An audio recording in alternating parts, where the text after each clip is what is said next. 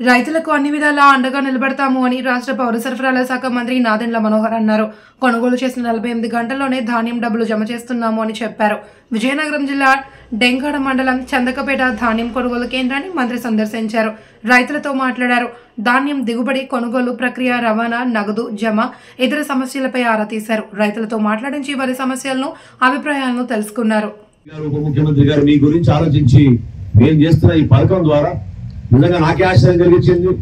అధికారులతో కూడా నేను చర్చించాను. 78,000 మెట్రిక్ టన్నులు మనం ఈ రోజుకి ఒక్క విజయనగరం జిల్లాలోనే కొనుగోలు చేస్తాం. అసలు చూడండి మీరు, 9,000 మెట్రిక్ టన్నులు ఎక్కడ, 78,000 మెట్రిక్ టన్నులు ఎక్కడ.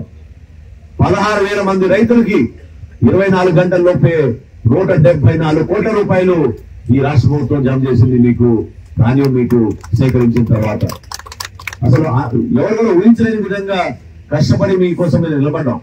ప్రభుత్వంలో ఉన్న ఆలోచనలు కేవలం రైతాంగాన్ని కాపాడుకోవాలి, ఆదుకోవాలని. ఇప్పుడే జేసీ గారు చెప్పారు. మీకు వాతావరణంలో మార్పు వచ్చినప్పుడు నిన్న రాత్రి ముఖ్యమంత్రి గారు నిర్ణయం తీసుకుని, గతంలో కూడా మేము ఈ నిర్ణయం తీసుకున్నాం.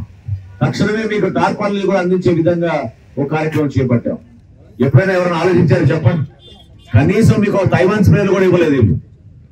మీకు కొనుగోలు చేయాల్సిన పరికరాలు, ఒక ట్రాక్టర్ కానివ్వండి, ఒక డ్రైయర్ కానివ్వండి, క్షేత్రస్థాయిలో హార్వెస్టర్ కానివ్వండి, ఎవరికి ఇచ్చారు చెప్పండి? 5 సంవత్సరాలు టార్పాలిన్లు కూడా ఇవ్వలేని పరిస్థితుల్లో మీకు 2,000 టార్పాలిన్లు మన జిల్లాలో తక్షణంగా మీకు ఏర్పాటు చేసి అందించే విధంగా జేసీ గారికి నిధులు కూడా నిన్న గౌరవ ముఖ్యమంత్రి గారు శాంక్షన్ చేయడం జరిగింది.